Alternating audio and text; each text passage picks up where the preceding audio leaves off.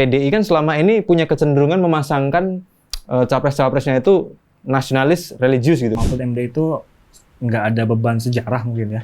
Jadi dia bisa lebih bebas untuk kedepannya bersama Pak Ganjar ini. Prabowo memilih Erick Thohir, ya kita nggak bisa bilang kalau Golkar bakal menerima dong gitu. Atau sebaliknya misalnya Pak Prabowo memilih Erlangga, mungkin dari PAN-nya juga bakal mencak-mencak gitu loh. Kalau misalkan Gibran itu jadi dengan Prabowo, isu politik dinasti itu akan kenceng banget. Momen Ganjar dan Pak Mahfud itu kan ketidakhadiran Pak Jokowi itu juga menurutku menarik karena ya walaupun beliau sedang kunjungan ke luar negeri ya ke China, tapi wah kok tidak ada Pak Presiden. Harta yang paling berharga adalah keluarga. Salam sejahtera, kembali lagi di Langkah Kuda. Kali ini kita sudah di episode ke-9 setelah kemarin kita bahas soal tirakat politisi. Betul, agak klinik ya. Agak klinik, kali ini kita kembali ke marwah, ngomongin soal politik. Dan yang kita bahas sekarang adalah isu yang lagi hangat banget nih Mas. Baru breaking news. Tadi pagi jam 10 jam 10 ya. Bahwa PDIP resmi mengusung Mahfud MD menjadi cawapres Ganjar Pranowo. Wih. Gimana? Kaget nggak dengan pengumuman ini? Nggak terlalu ya, Nggak terlalu. Aku juga sebenarnya nggak terlalu, cuman karena udah kebaca sih Mas semalam itu kan. Ya betul. Karena kan kita lihat dari semalam isunya tuh udah berhembus banget kan. Ya. Kode kerasnya tuh ada. Pertama disebutkan cawapresnya Ganjar ini inisialnya M. Terus sorenya Pak Mahfud ketemu sama Bu Mega gitu ya. Nah ini udah sangat kelihatan banget gitu. Jadi ketika tadi jam 10 diumumkan kalau Pak Mahfud sebagai cawapresnya Pak Ganjar itu, wah bener berarti gitu kan. Jadi ya nggak kaget-kaget banget lah. Gimana Fen, menurutmu Fen soal Pak Mahfud jadi pasangannya Pak Ganjar ini? Aku tadi kan bilang nggak kaget ya gitu. Sebetulnya polanya tuh bisa kita telusuri dari beberapa bulan ke belakang sih gitu. Apalagi setelah itu ya Anies Baswedan mendeklarasikan cawapresnya Caimin gitu kan. Itu kan kelihatan banget suara mana yang mau mereka kejar gitu, NU gitu. Dan kelihatan banget PDI kan selama ini punya kecenderungan memasangkan capres-capresnya itu nasionalis religius gitu kan. Jokowi dan Amin. Ya misalnya kayak gitu kan. Nah dari situ kan udah kelihatan kira-kira pasangan dari Ganjar, sosok religius mana yang dikejar gitu kan. Nah kalau kita lihat dari bursanya kan makin mengerucut kemarin tuh. Ada Caimin, ada Khofifah, kemudian Mahfud MD juga belakangan masuk gitu kan. Tapi kan kemudian Caimin ikut Anies, Khofifah di detik-detik terakhir kemarin itu jadi rebutan PDI dan juga Gerindra. Nah ini tinggal Mahfud nih. Mahfud kan di daftar elektabilitas masuk 5 besar gitu. Dan bahkan dia tuh juga paling minim resistensi gitu kan. Maksudnya penerimaan dari segala kalangan tuh diterima, baik anak muda, golongan tua, baik orang-orang yang misalnya pro reformasi hukum itu juga cukup oke sama Pak Mahfud. Jadi menurutku ini pilihan yang cocok sih buat Ganjar. Iya, apalagi kalau dari sisi PDIP ya, aku lihat tuh partai ini kan nggak suka sosok yang banyak manuver ya. Kalau misalkan dilihat dari 3 calon cawapres yang kemarin mengerucut itu, menurutku Pak Mahfud ini sosok yang tidak banyak menurut orang-orang PDIP itu dansa-dansa politik. Dansa-dansa politik. Iya, jadi sosok yang memang yang nggak banyak berbicara soal isu dia akan dipasangkan dengan Pak Ganjar gitu. Beda kalau misalkan ketika kemarin Pak RK ketemu Bu Mega kan udah langsung digembar-gemborkan gitu kan ya. Ibaratnya akan ada breaking news walaupun itu sifatnya bercanda, tapi sangat kelihatan gitu loh, maksudnya jadi ada rasa manuver dan lain-lainnya gitu loh. Nah kira-kira seperti itu. Jadi Pak Mahfud ini menurutku udah tertebak lah kita gitu. Kayak ini Pak Mahfud MD gitu. Tapi Mas tadi Fendi ngomongin soal Mahfud MD minim resistensi ya. Itu gimana menurut Mas? Apakah sosok ini memang dibanding calon-calon lain tuh iya sih, dalam tanda kutip tidak mudah diserang ya? Mungkin lebih ke ini ya, Pak Mahfud MD itu nggak ada beban sejarah mungkin ya. Jadi dia bisa lebih bebas untuk kedepannya bersama Pak Ganjar ini dibandingkan dengan misalkan orang-orang yang punya ada masalah-masalah di masa lalu atau isu-isu di masa lalu yang memang itu bisa jadi senjata untuk menyerang personnya gitu. Nah Pak Mahfud ini kan kita kenal lebih kepada sosok yang tegas dalam bidang hukum ya. Nah itu yang kemudian ada di top of mind para pemilih gitu. Kalau ngomongin sosok Pak Mahfud itu ya kita ya pasti kebayangnya pertama soal ketegasan, kedua soal bagaimana peran dia di dunia hukum Indonesia ya, baik itu waktu di Mahkamah Konstitusi dan seterusnya waktu ketika beliau menjabat sebagai Menko Polhukam. Gitu. Jadi menurutku sosok Pak Mahfud yang minim resistensi itu betul gitu. Maksudnya ada betulnya juga karena memang ya itu tidak ada faktor beban sejarah yang kemungkinan bisa jadi senjata rivalnya untuk menyerang Pak Mahfud gitu. Oke, belakangan ini kan tidak hanya Mahfud MD ya, tidak ada ini yang berhembus isunya yang masif lah. Sebelumnya tuh ada di hari Senin. Apa itu? Soal ini breaking news juga nggak? Breaking news juga soal Mahkamah Konstitusi. Ya, itu singkatannya. MK betul. Hati-hati.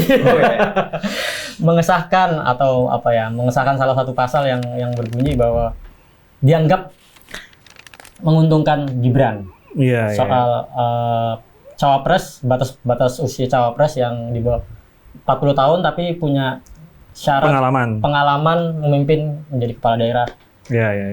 Ya itu sempat ini juga sih, maksudnya menimbulkan polemik pertama. Yang kedua, nama Gibran itu ketika putusan ini muncul jadi semakin menguat gitu loh, bahwa ada skenario Gibran ini akan dipasangkan dengan Prabowo, karena kita tahu sebelumnya kan seperti ada skenario besar lewat baliho-baliho nama Gibran terus digaungkan sebagai pasangannya Pak Prabowo gitu ya. Jadi menurutku Gibran dengan adanya putusan ini memang semakin mulus ya jalannya, tapi dengan adanya resistensi dari publik ini atau dampak negatif dari publik ini, kedepannya bakalan PR juga. Resistensi, benarkah menurut Mufen? Dengan keputusan ini Gibran justru sebenarnya agak sedikit tidak diuntungkan karena publik akhirnya ketahuan kan ada isu-isu ingin menggolkan politik dinasti dan sebagainya. Sebelum ke Gibran, aku malah lebih tertarik untuk mengomentari sikap MK-nya sendiri ya gitu ya. Oh gitu. Kalau kita baca opini-opini belakangan ini kan, selain wacana dinasti politik yang sering banyak dibahaskan soal MK gitu kan. Yeah. MK ini sejak 2019 ketika pembahasan revisi Undang-Undang KPK, kemudian sampai Ciptaker, kemudian Minerba, sampai yang kemarin itu soal usia cawapres, itu kan banyak dikritik gitu. Karena pertama sikapnya itu dianggap nggak konsisten, dan kedua itu cuma jadi perpanjangan tangan rezim gitu. Yeah. Misalnya kemarin kalau kita baca dari dissenting opinion-nya, kaget juga hakim-hakim yang menolak gugatan itu, karena di 3 gugatan sebelumnya kan, terutama ini ya pamannya Gibran ya, Anwar Usman itu kan awalnya punya sikap bahwa norma yang masuk ini, norma yang bunyinya itu punya pengalaman menjadi kepala daerah itu kan sebenarnya harusnya udah gugur nih di 3 gugatan di awal tadi. Tetapi kenapa yang di gugatan keempat yang di masukin sama mahasiswa Solo itu gitu, itu kenapa malah diterima gitu. Jadi banyak yang menilai MK ini nggak konsisten gitu, terutama dalam norma yang ini tadi ya, pengecualian yang kalau dia punya pengalaman tadi ya gitu. Ya itu satu soal MK, yang kedua soal Gibran. Aku mencoba memahami kenapa banyak publik akhirnya menganggap bahwa arahnya ini dinasti politik gitu. Yeah.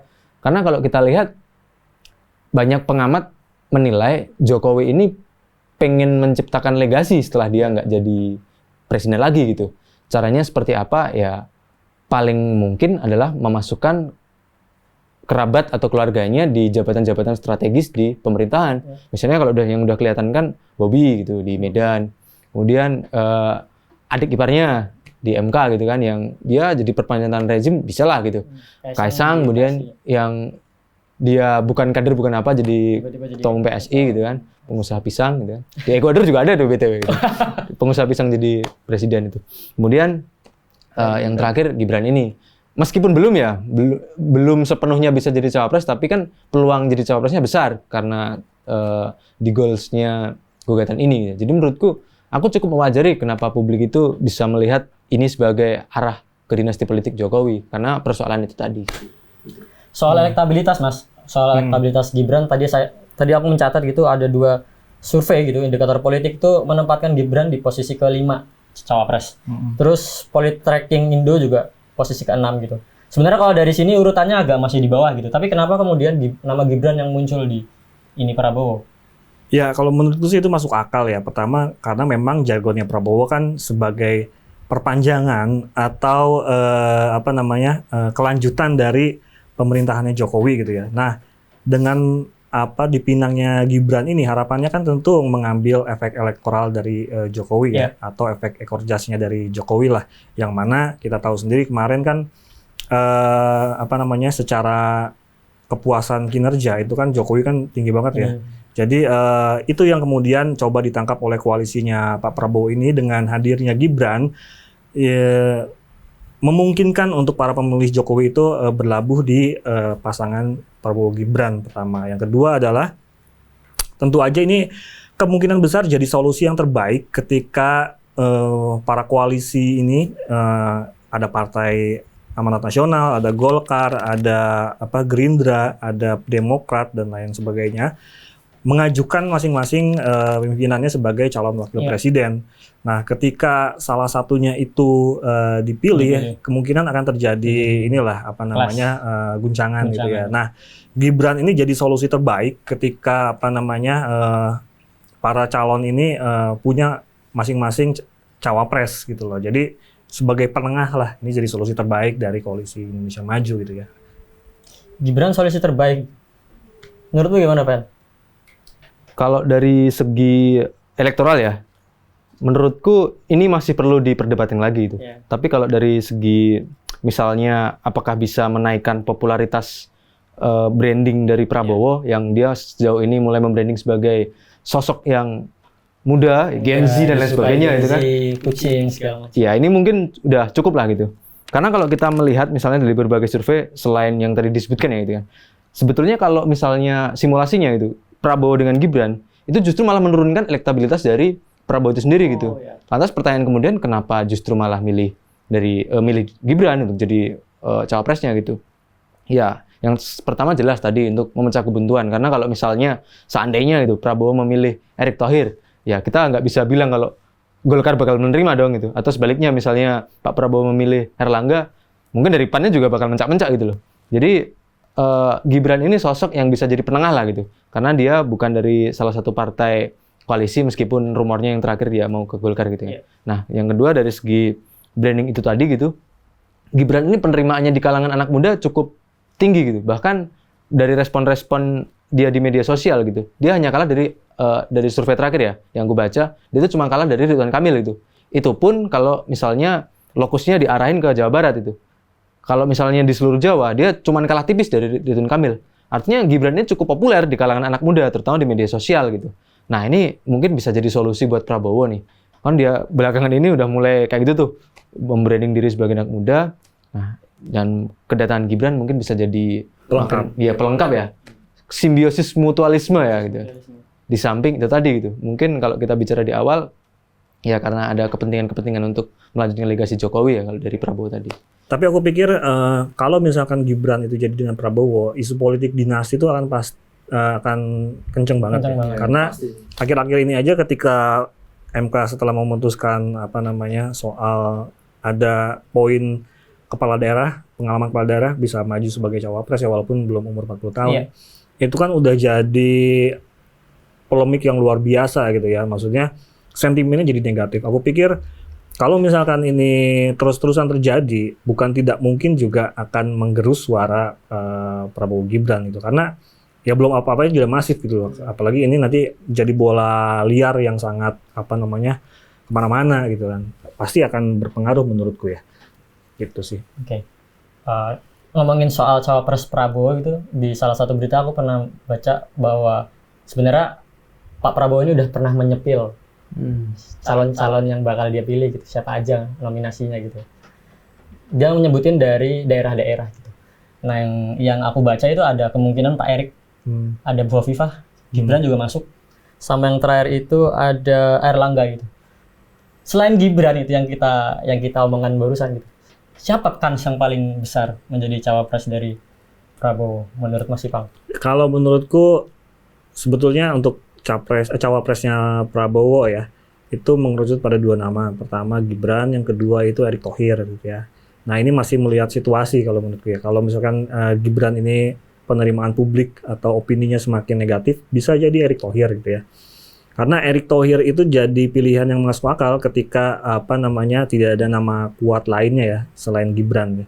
Karena pertama dia secara elektabilitas di berbagai survei itu kan antara nomor 1 atau nomor 2 ya. Pasti itu jadi poin penting juga. Yang kedua adalah ada klaim soal dia NU juga gitu, walaupun NU-nya itu juga naturalisasi. Ada yang bilang kayak gitu kan. Terus ya dia juga diusung oleh PAN juga sebagai cawapres ya. Jadi opsi Erick Thohir ini bisa saja terjadi di menit-menit akhir gitu ya. Bisa saja besok misalkan itu kan. Besok kan udah mulai pendaftaran capres-cawapres ya. Kalau kita lihat kan Caimin dan Anies kan besok, terus Pak Ganjar dan Pak Mahfud besok juga. Nah, ini kira-kira 1 atau 2 hari ini kemungkinan Pak Prabowo udah ada tuh namanya tuh. Kalau menurut Fen, mungkin nggak Erick Thohir menjadi pendamping Prabowo? Ya, semua kemungkinan itu masih ada gitu kan. Masih ada. Cuman aku rada skeptis juga sama kemungkinan itu gitu. Karena kalau melihat dari waktu ke belakang gitu kan, sebetulnya wacana pencalonan Prabowo dan Gibran ini udah digodok jauh-jauh hari gitu. Kalau misalnya kita baca beberapa laporan, ada usaha yang sangat sistematis dari pusat, maksudnya dari Gerindra pusat kepada Gerindra-Gerindra di cabang-cabang daerah itu untuk mulai mendeklarasikan dukungan kepada Prabowo Gibran gitu. Itu kan kelihatan gitu sebelum hari Senin kemarin, sebelum gugatan itu dibacakan itu kan udah mulai muncul tuh kaos-kaos Prabowo Gibran, banner-banner udah di mana-mana gitu kan. Artinya itu merata ya di setiap daerah ya? Iya, maksudnya usaha-usaha itu kan nggak mungkin dari inisiatif dari daerah, karena apapun yang diambil oleh daerah, maksudnya keputusan apapun itu kan pasti harus ada konsultasi dari pusat itu kan. Dan aku melihatnya emang dari awal tuh udah direncanakan dari pihak Prabowo bahwa pasangan yang dia pilih itu adalah Gibran dengan mempertimbangkan alasan-alasan di awal ya. Makanya aku cukup skeptis kalau misalnya apakah Erick Thohir akan jadi cawapresnya Prabowo, meskipun kemungkinan itu masih ada gitu kan. Tapi nih, kalau misalnya aku disuruh milih, apakah ada opsi lain selain Gibran? Ya ini mungkin unpopular opinion ya gitu. Aku malah lebih merujuk ke nama Khofifah gitu. Yeah. Karena Khofifah ini punya profil yang hampir sama dengan Gibran. Di satu sisi dia bisa menjadi penengah karena dia minim resistensi seperti yang dibilang tadi. Nggak perlu nih gontok-gontokan antara PAN, Golkar maupun Demokrat. Dan yang kedua, kalau kita lihat cawapres dari Ganjar, cawapres Anies, ya Khofifah ini bisa buat vis-a-vis dong untuk melawan kedua cawapres yang tadi. Gitu. Ganjar suara di Jawa Timur lah ya. Tapi ini semuanya masih mungkin bisa berubah kan. Plot twist di politik ini kan tiap hari kayaknya kejadian ya gitu. Tapi ini semakin menarik sih dinamikanya ya menurutku ya. Karena ya kita udah tahu nama-namanya ada 2 pasang calon presiden dan calon wakil presiden, tinggal nunggu satu lagi. Terus bagaimana kemungkinan arah Jokowi ini apakah nantinya berhadapan dengan PDIP atau tidak. Tapi kalau tadi menarik loh ya, kalau aku mau lihat ketika pengumuman Ganjar itu kan, pengumuman Ganjar dan Pak Mahfud itu kan ketidakhadiran Pak Jokowi itu juga menurutku menarik. Karena ya walaupun beliau sedang kunjungan ke luar negeri ya ke China, tapi wah kok tidak ada Pak Presiden itu yang mana dia adalah kader dari PDIP, agak bertanya-tanya juga sih kalau aku sih. Oke. Gini tuh kita ngomongin soal cawapres aku jadi batuk gitu sih. Kayaknya kita tunggu aja karena semua masih akan mungkin ya, dan rencananya kabarnya bakal diumumkan besok ya, kalau tidak salah. Ya, dalam waktu dekat inilah. Dalam waktu dekat, karena kan sebentar lagi tanggal 19 sampai 25 ya. 25 itu batas pendaftaran. Oke, itu aja sekian dari Langkah Kode episode kali ini. Sampai jumpa di Langkah Kode episode selanjutnya.